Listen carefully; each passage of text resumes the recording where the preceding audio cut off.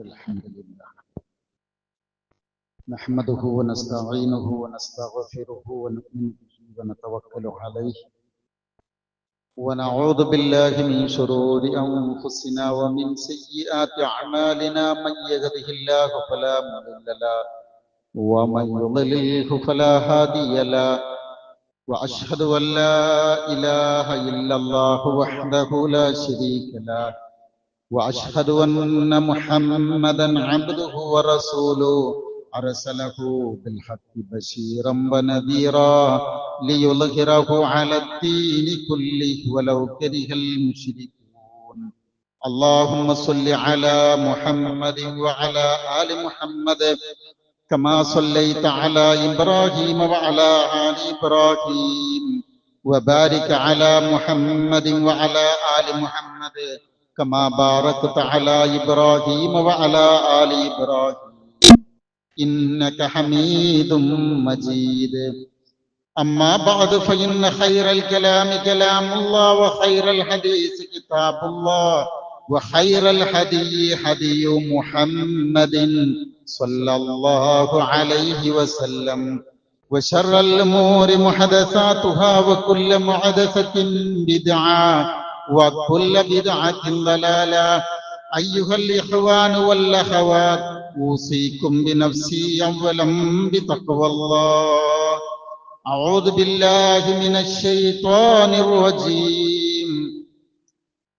يا أيها الذين آمنوا اتقوا الله حق تقاته ولا تموتن إلا وأنتم مسلمون.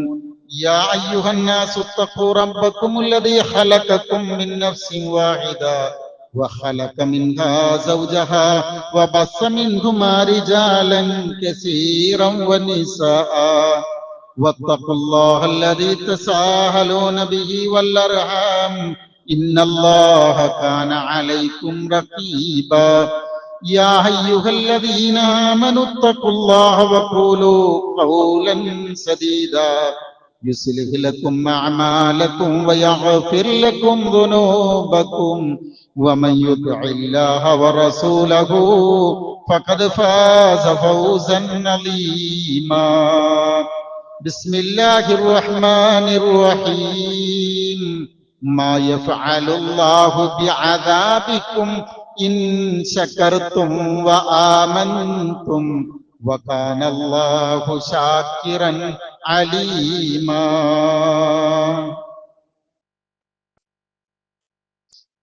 സ്നേഹമുള്ള മുഅ്മിനുകളായ സഹോദര സഹോദരിമാരെ, അല്ലാഹു സുബ്ഹാനഹു വ തആല നമ്മെ ഓരോരുത്തരെയും അനുഗ്രഹിക്കുമാറാവട്ടെ. അല്ലാഹു റബ്ബുൽ ഇസ്സത്തിനെ സൂക്ഷിച്ചുകൊണ്ടും അതിലുപരി അവനെ സ്നേഹിച്ചുകൊണ്ടും ഇഷ്ടപ്പെട്ടുകൊണ്ടും ജീവിതത്തെ മുന്നോട്ട് കൊണ്ടുപോകണമേ എന്ന് ആദ്യമായി ഓർമ്മപ്പെടുത്തുകയാണ്, വസിയ്യത്ത് ചെയ്യുകയാണ്. അല്ലാഹു സുബ്ഹാനഹു വ തആല ഈ വസിയ്യത്ത് യഥാവിധി ജീവിതത്തിൽ പുലർത്തി ജീവിക്കാനുള്ള തൗഫീഖ് തന്ന് നമ്മെ ഓരോരുത്തരെയും അവൻ തുണക്കുമാറാവട്ടെ. സ്നേഹമുള്ളവരെ, സൂറത്തുൻ നിസായിലെ 147 ചെറിയൊരു വചനമാണ് ശ്രദ്ധയിൽപ്പെടുത്തിയത്.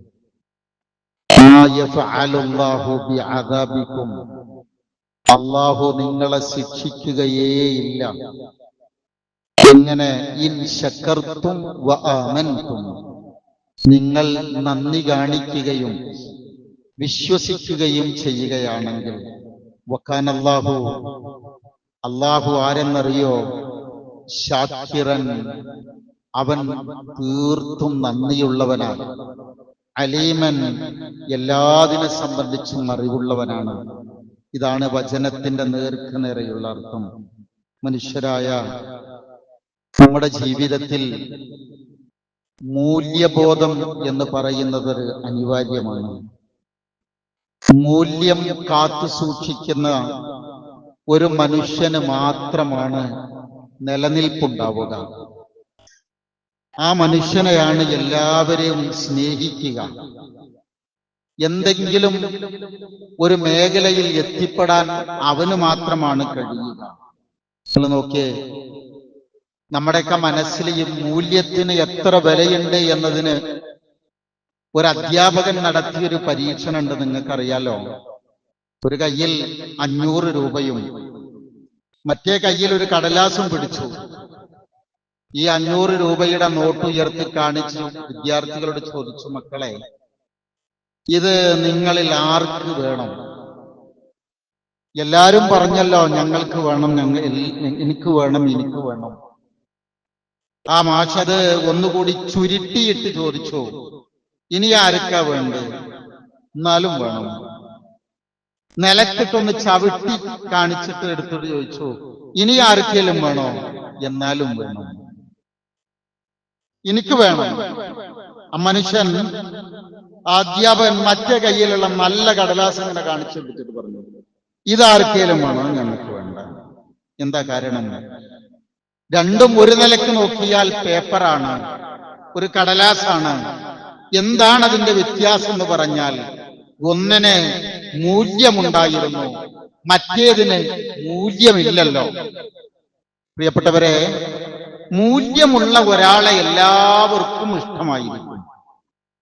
അങ്ങനെ വെച്ച് നമ്മൾ ചിന്തിച്ചാൽ, നമ്മൾ നമ്മെ ഇഷ്ടപ്പെടാൻ വേണ്ടി കുറെ കാര്യങ്ങൾ കാട്ടിക്കൂട്ടുന്നവരാണ്. നമ്മുടെ വേഷത്തില്, നമ്മുടെ സംസാരത്തില്, നമ്മുടെ സ്വഭാവത്തില് മറ്റുള്ളവരൊക്കെ ഇഷ്ടപ്പെടാൻ വേണ്ടി നമ്മൾ കാട്ടിക്കൂട്ടുന്ന ഒരുപാട് കാര്യങ്ങളുണ്ട്. പക്ഷേ ഈ കാട്ടിക്കൂട്ടുന്ന കാര്യങ്ങളിൽ ഒരുപക്ഷെ ആത്മാർത്ഥത എന്ന് പറയുന്ന ഒരു സാധനം ഉണ്ടായിക്കൊള്ളണമെന്നില്ല. ആത്മാർത്ഥത ഇല്ലെങ്കിലോ അതൊരു തരം അഭിനയവുമായിരിക്കും.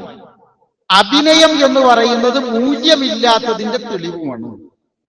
എങ്കിൽ അള്ളാഹുവിന്റെ ഇഷ്ടം തേടി അള്ളാഹു റബ്ബുൽ ഇസ്സത്തിനെ എങ്ങനെ മനസ്സിൽ നിറച്ചുകൊണ്ട് ആരാധിക്കാം, മനസ്സിലാക്കാം എന്ന് പഠിച്ചുകൊണ്ടിരിക്കുന്നവരാണ് നമ്മൾ കഴിഞ്ഞ ഖുതുബകളിലൂടെയൊക്കെ. അവിടെയെല്ലാം വിശ്വാസ കാര്യങ്ങൾ എടുത്തു നോക്കിയാൽ നമ്മൾ വിശ്വസിക്കുകയാണോ അതോ അഭിനയിക്കുകയാണോ എന്നതിനൊരു ഉത്തരമാണ് നമ്മൾ ആദ്യം കാണേണ്ടത്. നേരെ സ്വന്തം മനസ്സിനോടാണ് ചോദിക്കേണ്ടത്.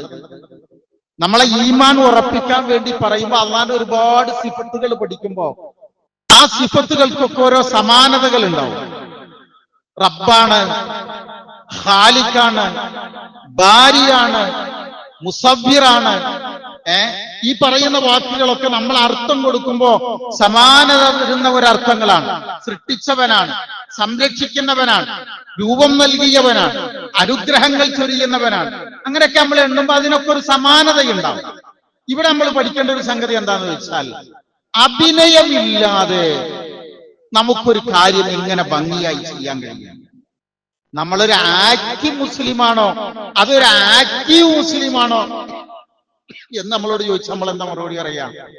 അല്ലാഹു നമ്മളോട് പറയണത്, നമ്മുടെ ജീവിത വിജയത്തിന് വേണ്ടി നമ്മൾ ആത്മാർത്ഥമായി ചെയ്യുകയാണെങ്കിൽ പടച്ചവന്റെ അടുക്കൽ നിന്ന് നമുക്കൊരുപാട് നന്മകൾ അവൻ വർദ്ധിപ്പിച്ചു തന്നുകൊണ്ടേയിരിക്കും. ആ പദത്തിന്റെ ഘടന എന്ന് പറയുന്നത് അള്ളാഹു നിങ്ങളെ ശിക്ഷിക്കുകയേയില്ല. ഇങ്ങനെ അങ്ങനെ ഒരു ഘടന കൊടുക്കുന്നത് എങ്ങനെയാണെങ്കിൽ, ഇൻ ശകർതും വ ആമൻതും, നിങ്ങൾ ശുക്റുള്ളവരാണെങ്കിൽ.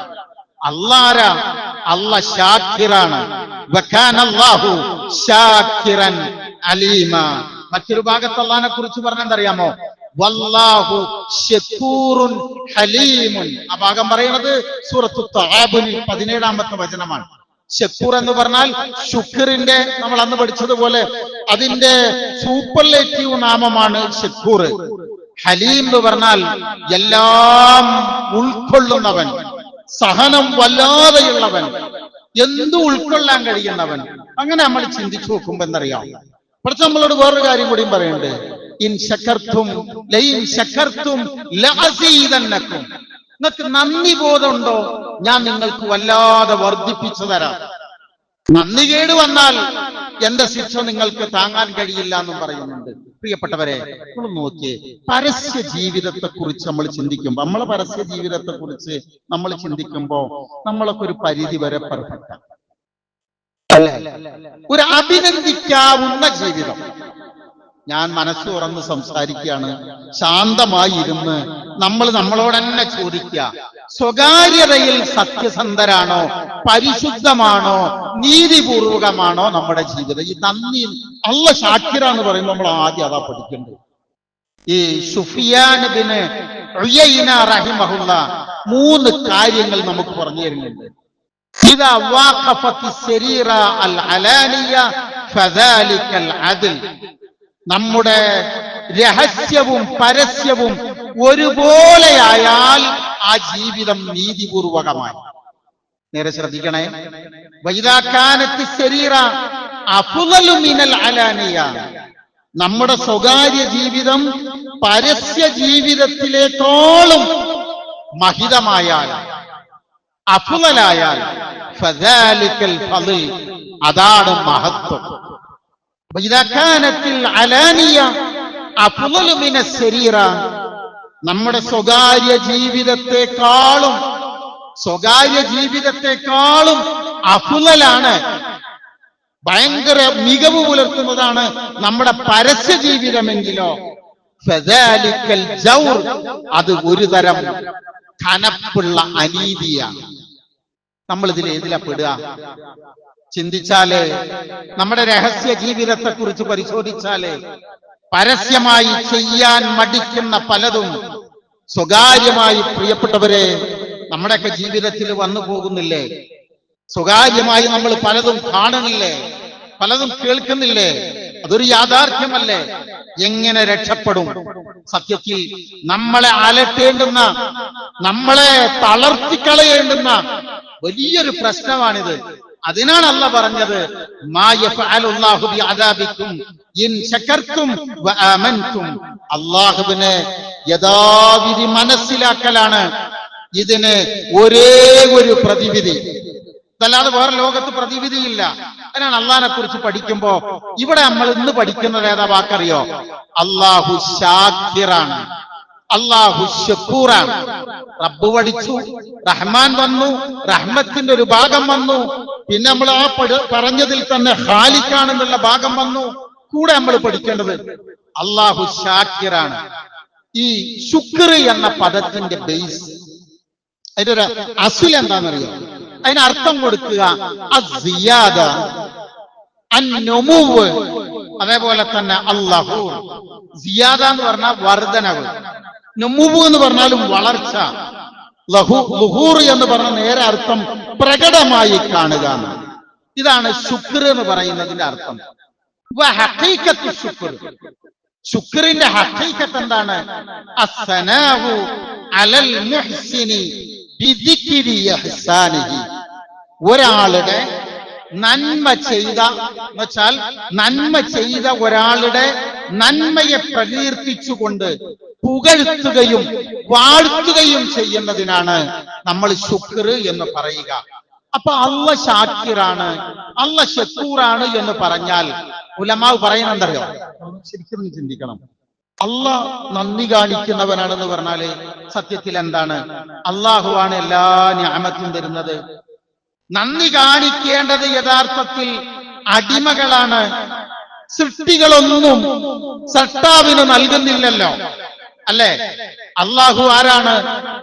ഖുൽ ഹുവല്ലാഹു അഹദ് അല്ലാഹു അസ്സമദ്.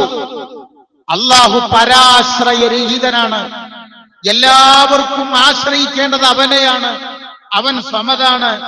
എങ്കിൽ സൃഷ്ടികളൊന്നും സൃഷ്ടാവിന് കൊടുക്കേണ്ടുന്നില്ലെങ്കിൽ പിന്നെന്തിനാണ് സൃഷ്ടികളോട് അല്ലാഹു സൃഷ്ടാവ് നന്ദി കാണിക്കുന്നത്? തിരിച്ചല്ലേ വേണ്ടത്, അല്ലേ? എന്നാൽ പടച്ചോൻ ആരാന്നറിയോ? അതുകൊണ്ട് ശരിക്കറിഞ്ഞാലാണ് നമ്മുടെ ഉള്ളിന്റെ ഉള്ളിൽ ശുക്ർ നിറയേണ്ടത്. പടച്ചോൻ ആ വാക്കിന് ബയാൻ ചെയ്യുന്നത് എങ്ങനെയാന്ന് ചോദിച്ചാൽ അൽ മഅന ശർഈ, ശുക്രിന്റെ ശരിയായ ശർഈയായ മഅന അല്ലാഹു തബാറക വ തആല, അല്ലാഹു തബാറക വതആല യസ്കുറു ലിയസീർ മിനത്താഅ. ഒരടിമയുടെ ഭാഗത്തു നിന്ന് ചെറിയൊരു അനുസരണം ഉണ്ടായാൽ പോലും അള്ളാഹു അതിന് തിരിച്ച് നന്ദി കാണിക്കും അടിമയോട്. യഥേഷ്ടം അവന് കൊണ്ട് കൊടുക്കുക. വയുജാസി അലൈഹി അൽ കസീർ ബിഗൈരി ഹദ്ദിൻ വലാ ഹിസാബിൻ. കയ്യും കണക്കുമില്ലാതെ ഒരടിമക്ക് അവൻ പ്രതിഫലം നൽകിക്കൊണ്ടേയിരിക്കും. എന്തുണ്ടായാൽ മതി? നമ്മുടെ ഭാഗത്തു നിന്ന് അതിന് തോന്നുന്ന ഒരു നന്ദിയുള്ള മനസ്സുണ്ടായാൽ മതി. പിന്നെ എത്ര തെറ്റ് ചെയ്താലും പടച്ചോൻ എന്ത് ചെയ്യുന്നറിയോ? നമുക്ക് പൂർത്തിയരും. അതാണ് അള്ളാഹിനോടുള്ള ഇഷ്ടം ഉണ്ടാവാനുള്ള കാരണം. നമ്മൾ എത്ര ചെറിയ അമലാണ് ചെയ്യുന്നതെങ്കിലും പടച്ചറബ് എന്ത് ചെയ്യും? അത് സ്വീകരിക്കുകയും ചെയ്യും. ഇതാണോ എന്റെ അമല്? നോക്കൂല. മനസ്സ് നോക്കിയിട്ട് അള്ളാഹു അത് അംഗീകരിക്കും, അത് സ്വീകരിക്കും. പ്രിയപ്പെട്ടവരെ, കുറെ കാര്യങ്ങൾ പഠിക്കാൻ ഞാൻ വേഗത്തിൽ പറഞ്ഞു പോവുകയാണ്. നന്മ ചെയ്ത ഒരാളെ അള്ളാഹു പ്രശംസിച്ചു പറയും. എവിടെ? അള്ളാഹുവിന്റെ മഅലഉൽ അഅലയിൽ വെച്ച് മുഖറബുകളായ മലക്കുകളെ സാക്ഷി നിർത്തിയിട്ട് ഈ ദാസനെ അള്ളാഹു വിളിച്ചു പറയുന്നതാണ്.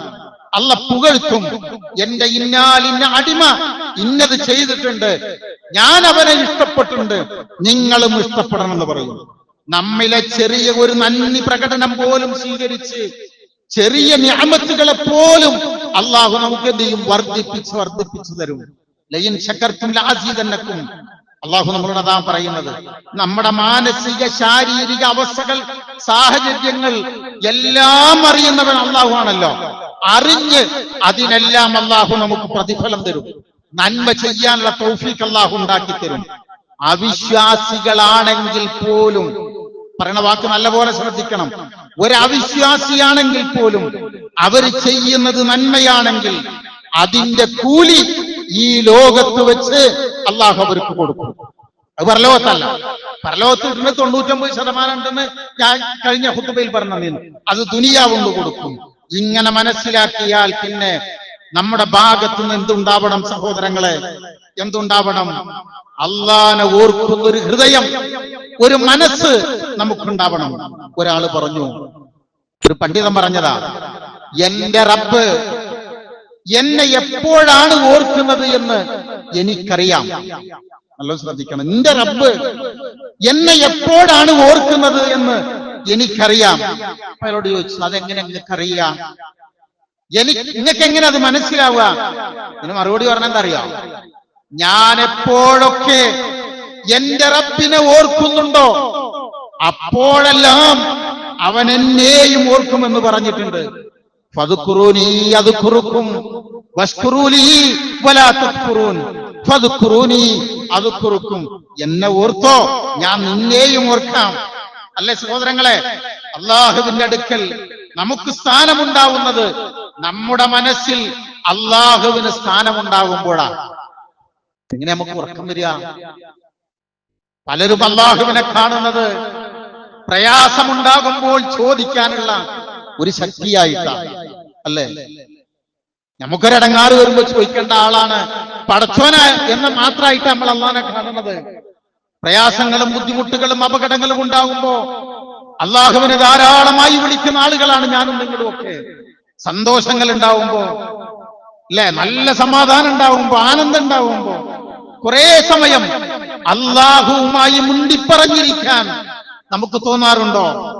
الذين يذكرون الله قياما وقعودا وعلى جنوبهم ويتفكرون في خلق السماوات والارض ربنا ما خلقت هذا باطلا സുബ്ഹാനക ഫഖിന അദാബന്നാർ.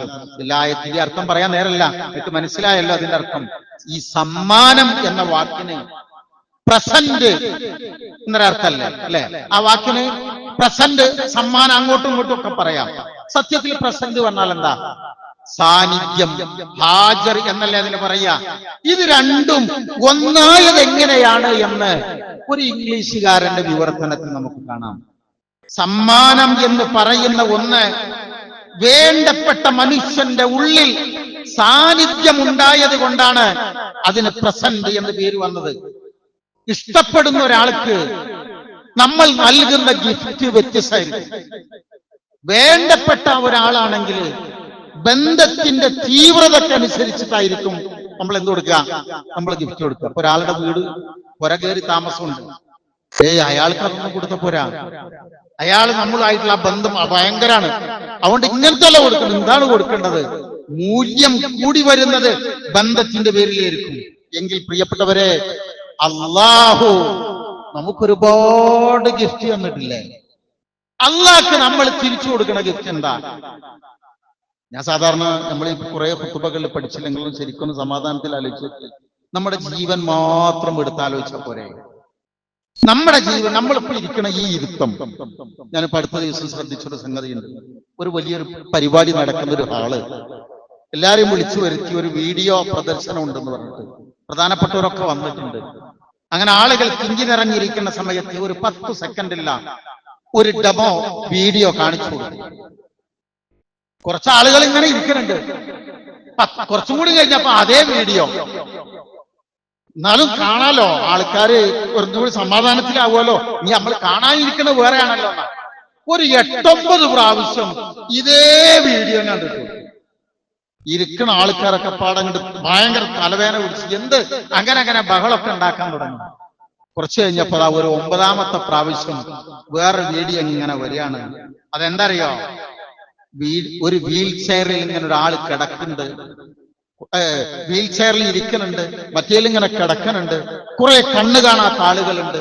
അങ്ങനെ ഒരുപാട് രോഗം പിടിച്ച് പ്രയാസപ്പെടുന്ന കുറെ ആളുകളെ ഇങ്ങനെ കാണിച്ചു കൊടുത്തു, കിടപ്പിലായ ആളുകളൊക്കെ ഇങ്ങനെ കാണിച്ചു കൊടുത്തു. അവസാനം അതൊരു വാക്കും എഴുതി വെച്ചിട്ടുണ്ട്, നിങ്ങൾക്ക് ഒരേ കാഴ്ച തന്നെ 8-9 പ്രാവശ്യം കണ്ടപ്പോൾ മടുപ്പ് തോന്നിയില്ലേ? ദേഷ്യം വന്നില്ലേ? നിങ്ങൾ ഇവരെ കുറിച്ച് ചിന്തിച്ചിട്ടുണ്ടോ? 10-15 കൊല്ലം ഒരേ കിടപ്പിൽ മേലോട്ട് മാത്രം നോക്കിക്കിടക്കുന്ന, ഇത് മാത്രമാണ് ലോകമെന്ന് വിചാരിച്ച് ജീവിക്കുന്നവര്, ഈ വീൽ ചെയറിൽ ജീവിക്കുന്നവര്, കണ്ണ് കാണാത്ത ആളുകള്, നൊന്തു പ്രസവിച്ച ഉമ്മാനെ കാണാത്ത ആളുകള്, ഈ പ്രപഞ്ചത്തിന്റെ വൈവിധ്യം എന്ത് എന്ന് മനസ്സിലാക്കാൻ കഴിയാത്ത ആളുകള്, ശബ്ദം കേൾക്കാത്ത ആളുകള്, അല്ലേ? നമുക്കൊക്കെ ഒരു ചെറിയൊരു പ്രശ്നം വരുമ്പോഴേക്ക് നമ്മൾ തീർന്നു, നമ്മളാകെ ഡെസ്പായി. പിന്നെ എന്താ ചെയ്യേണ്ടതെന്നറിയില്ല. ഈ പാവങ്ങളെ കുറിച്ച് നിങ്ങൾ ആലോചിച്ച് നോക്കിയിട്ടുണ്ടോ? ഈ പെയിൻ ആൻഡ് പാലിയേറ്റീവിലൊക്കെ അവരെ സമാധാനിപ്പിക്കാനും ശുശ്രൂഷിക്കാനൊക്കെ പോകുന്ന ആളുകളെ നിങ്ങൾ ഇടയ്ക്കൊന്ന് കണ്ടിങ്ങനെ സംസാരിച്ചു നോക്കുന്നുണ്ട്. ഞാൻ പറഞ്ഞെന്തറിയോ?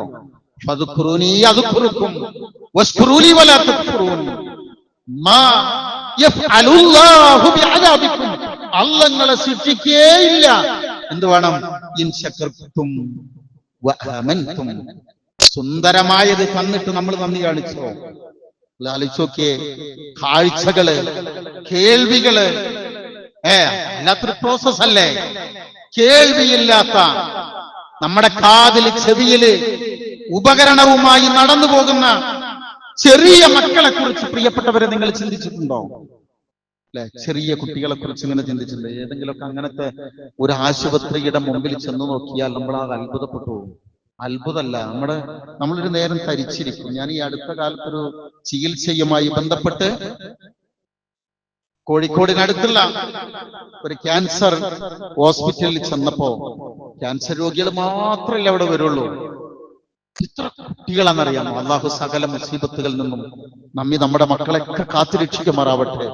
അള്ളാഹു രോഗം കൊണ്ട് വിഷമിക്കുന്ന ആളുകൾക്ക് ശിഫ നൽകി, ആഫിയത്ത് നൽകി അനുഗ്രഹിക്കുമാറാവട്ടെ.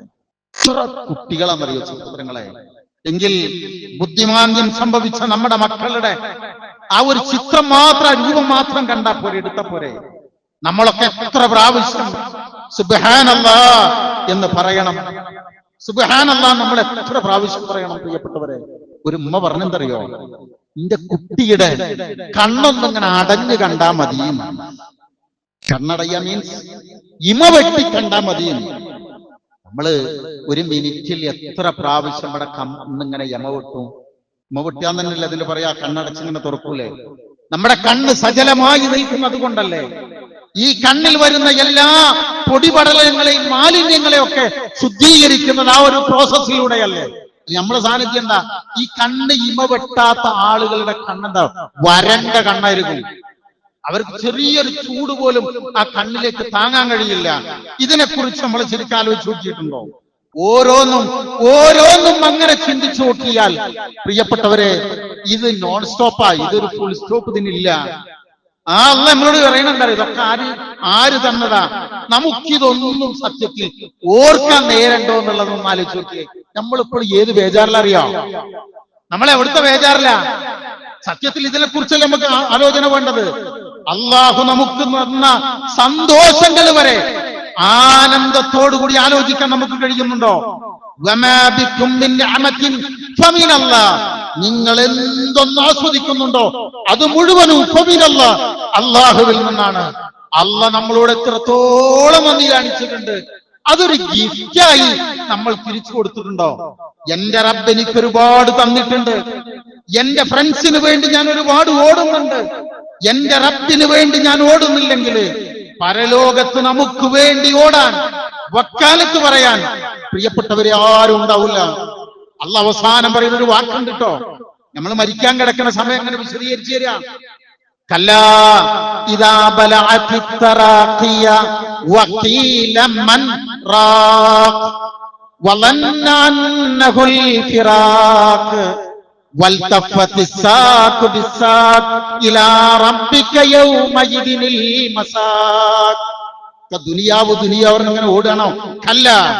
കല്ലിന്റെ അർത്ഥം ഭയങ്കര അശ്രദ്ധയിലിരിക്കുന്ന ഒരാളുടെ ശ്രദ്ധയെ കൊണ്ടുവരാൻ വേണ്ടി വിളിച്ചിട്ട് പറയാണ്, ഇദാ ബലഅതി തറാഖിയ, ആ ജീവൻ ഇങ്ങനെ തൊണ്ടക്കുഴിയിലേക്ക് എത്തുമ്പോ വഖീല മൻ റാഖ്, ആരൊക്കെ വിളിക്കണ്ടിച്ച വിളിച്ചോ, എന്നെ സഹായിക്കാൻ എന്നെ രക്ഷിക്കാൻ ആരുണ്ട് എന്ന് പറഞ്ഞ അല്ലേ? ആരാ? അങ്ങോട്ടും നോക്കും, ഡോക്ടർമാരുണ്ടാവും, എല്ലാവരും ഉണ്ടാവും. ആർക്കും ഒന്നും ചെയ്യാൻ കഴിയൂലല്ലോ. മേലോട്ട് ഉയർത്തിയ ശ്വാസം കീഴ്പോട്ട് കൊണ്ടുവരാൻ ഈ ലോകത്തൊരാൾക്കും കഴിയില്ല. ആരുണ്ട് നിനക്ക് വേണ്ടി മന്ത്രിക്കാൻ? എല്ലാരും വിളിച്ചോ. വാക്കുകൾ ചുരുക്കാണ് പ്രിയപ്പെട്ടവരെ. നമ്മൾ ആലോചിക്കേണ്ടത് നമ്മളെന്തറിയോ? അള്ളാഹു നമുക്ക് നന്നായിട്ടറിയാം, നമുക്കും നമ്മളെ നന്നായിട്ടറിയാം. നമ്മുടെ രഹസ്യമായ പലതും പരസ്യമായി മാറുമ്പോ വേണ്ടപ്പെട്ട പലരും നമ്മളുടെ മുഖത്ത് നോക്കി പറയും, നന്ദി കെട്ടവനാണ് നീ, നന്ദി കെട്ടവനാ നിങ്ങൾ, എനിക്ക് ഇനി നിങ്ങളെ കാണേ വേണ്ട. വാക്ക് അങ്ങനത്തെ ഒരു വാക്ക് പറയാറിയാം. പറയാ ഉറപ്പല്ലേ? നന്ദി കെട്ട ഏതെങ്കിലും ഒന്ന് നമ്മുടെ സ്വകാര്യതയിൽ വരുമ്പോ അത് പരസ്യമാകുമ്പോഴാണ് അത് പറയാ. കാരണം പലതും പൊളിഞ്ഞു വീഴുന്നത് അവിടെയാണ്. അള്ളാഹ്ക്ക് നമ്മുടെ എല്ലാ രഹസ്യം അറിയില്ലേ പ്രിയപ്പെട്ടവരെ? അവനോടുള്ള നന്ദി കേട് വന്നിട്ടുണ്ടോ എന്നുള്ളത് ഞാൻ നിങ്ങൾ ആലോചിക്കണ്ടേ. അല്ലാഹു ശാക്കിറൻ അലീമ, അള്ളാഹു ശാക്കിറാണെന്ന് പടച്ചു നമ്മളോട് പറയുന്നു. അതുകൊണ്ട് നന്ദി കാണിക്കുക എന്ന് പറഞ്ഞാൽ 3 കാര്യങ്ങൾ അടങ്ങുന്നതാണത്. ഒന്ന്, നിഅമത്ത് ചെയ്തു തന്ന ആളെ മനസ്സിലാക്കുക, അള്ളാഹിനെ കുറിച്ച് നല്ലോണം പഠിക്കുക, അവനെ മനസ്സിലാക്കുക, നിഅമത്തുകളുടെ വലിപ്പം മനസ്സിലാക്കുക. അതും പ്രധാനമാണ്. അതാണ് പ്രധാനം, നിഅമത്തുകളുടെ വലിപ്പം മനസ്സിലാക്കുക.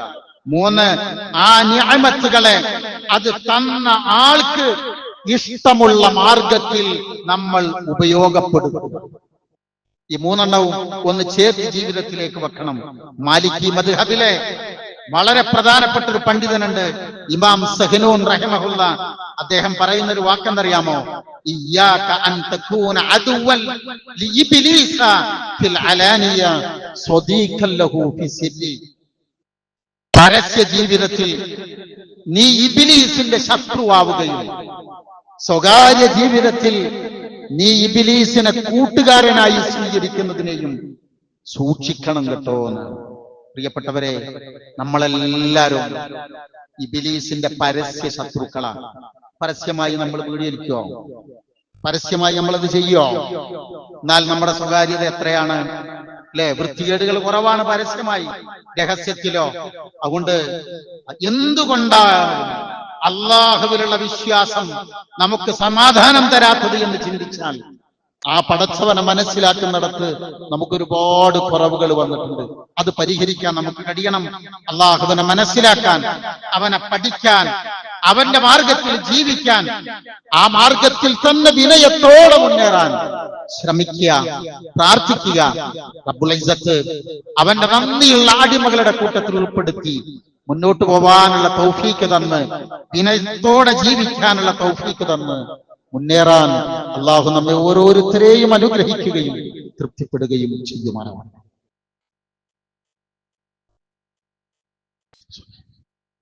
ബിസ്മില്ലാഹി വൽഹംദുലില്ലാഹ് വസല്ലല്ലാഹു അലാ നബിയിനാ വഹബീബിനാ മുഹമ്മദിൻ വഅലാ ആലിഹി വസഹ്ബിഹി അജ്മഈൻ. അമ്മാ ബഅദ്. യാ അയ്യുഹല്ലദീന ആമനൂ തഖുല്ലാഹ ഹഖ്ക തുഖാതിഹി വലാ തമൂതുന്ന ഇല്ലാ വഅൻതും മുസ്ലിമൂൻ. സ്നേഹമുള്ളവരെ, അള്ളാഹുവിന്റെ വിധിവിലക്കുകൾ ഉൾക്കൊണ്ടുകൊണ്ട് ജീവിക്കണമേ എന്ന് ഒരിക്കൽ കൂടെ ഉണർത്തുകയാണ്, വസിയ്യത്ത് ചെയ്യുകയാണ്. അള്ളാഹു നമുക്കെല്ലാം തൗഫീഖ് നൽകുമാറാവട്ടെ.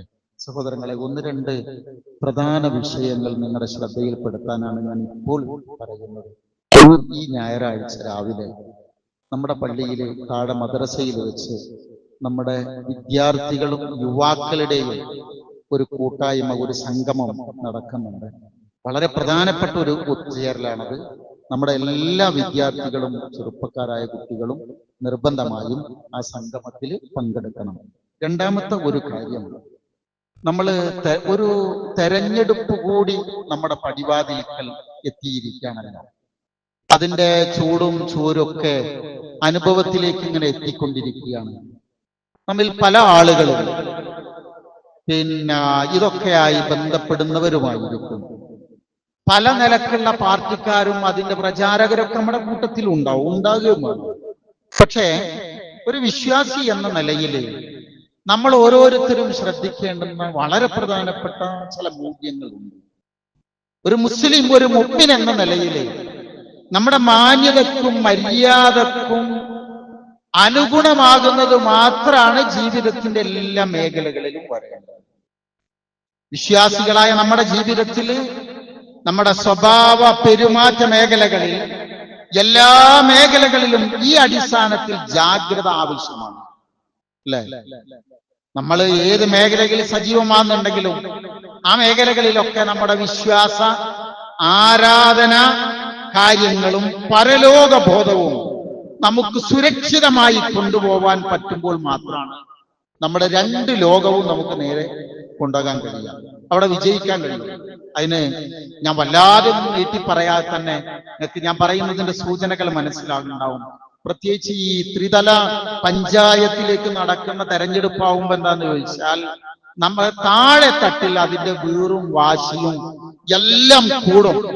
കാരണം പ്രത്യേകിച്ച് ഈ കാലഘട്ടത്തിൽ പണ്ടത്തതുപോലെ അല്ല, കുറച്ചും കൂടി വീര്യം കൂടുമ്പോ നമ്മൾ അറിയേണ്ടത് എന്താന്ന് ചോദിച്ചാല്, പിന്നെ നമ്മുടെ നമ്മുടെ സംസാരത്തെ, നമ്മുടെ നാവിനെ ഉപയോഗിക്കുന്നത് നമ്മൾ കൃത്യമായി സൂക്ഷിക്കണം. നാവന്നെയാണ് പ്രധാനം.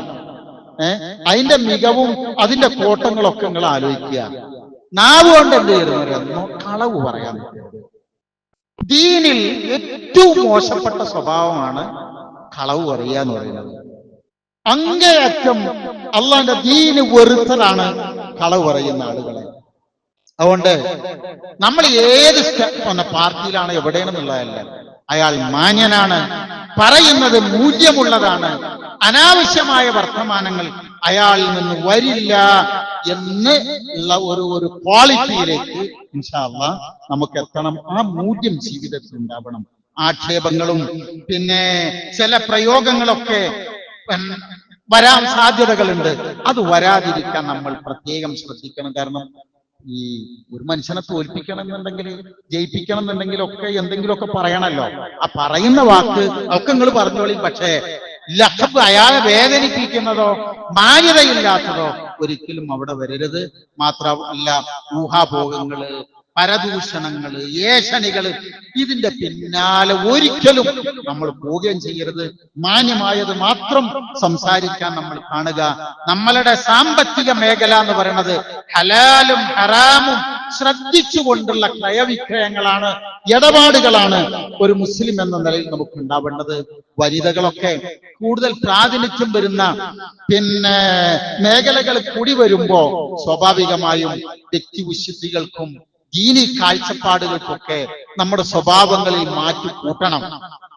എവിടെയൊക്കെ പ്രവർത്തിക്കാൻ മേഖലകൾ കിട്ടുന്നുണ്ടോ ഒക്കെ പ്രവർത്തിച്ചോളി.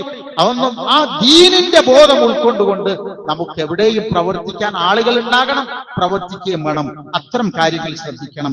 ഒരു കാര്യം കൂടി, SIR-ന്റെ ഫോം തിരിച്ച് നമ്മുടെ BLO-മാരുടെ കൈകളിലേക്ക് കൊടുക്കേണ്ടത് ഡിസംബർ ആദ്യ ദിവസം വരെ ഡേറ്റ് ഉണ്ടായിരുന്നു. അത് പെട്ടെന്ന് ഗവൺമെന്റ് അത് മാറ്റിയിട്ട്, ഇലക്ഷൻ കമ്മീഷൻ മാറ്റിയിട്ട് നാളെയാണ് അതിന്റെ തീയതി അവസാനിക്കുന്നത്. നവംബർ 23 വരെയാണെന്നാണ് എന്റെ ഓർമ്മയുള്ളത്. എന്തായാലും ഓരോരുത്തരും കൃത്യമായി ആ ഫോറം പൂരിപ്പിച്ച് ബന്ധപ്പെട്ട ആളുകളുടെ കൈകളിൽ എത്തിച്ചായിരിക്കണം നമ്മൾ വിശ്രമിക്കേണ്ടത്. പിന്നെ വോട്ട് ചെയ്യുമ്പോൾ നമ്മൾ പ്രധാനമായും മനസ്സിലാക്കുന്ന ഒരു സംഗതി, ഈ പ്രായമുള്ള ആളുകളുടെ വോട്ട് നഷ്ടപ്പെടുന്നില്ല എന്ന് കൂടി നമ്മൾ ഉറപ്പുവരുത്തണം. എന്തറിയാം, ഞാനൊക്കെ എന്തിനാ വോട്ട് ചെയ്യണത് അങ്ങനെ വിചാരിക്കുന്ന ആൾക്കാരുണ്ടായിരുന്നു. അതൊക്കെ പണ്ട് കാലത്തൊക്കെ ഓക്കെ. ഇനി വോട്ട് ചെയ്യൽ നിർബന്ധമാണ് എന്നുള്ളടത്താ. കാരണം കാരണവന്മാരുടെ വോട്ടിന്റെ പേര് ആ ലിസ്റ്റിൽ നിന്ന് നഷ്ടപ്പെട്ടാൽ അത് വരും തലമുറക്ക് ഭാവിയിൽ എന്ത് അപകടങ്ങളാണ് ഉണ്ടാവുക എന്നുള്ളത് ഇപ്പൊ നമുക്കൊന്നും പറയാൻ കഴിയില്ല.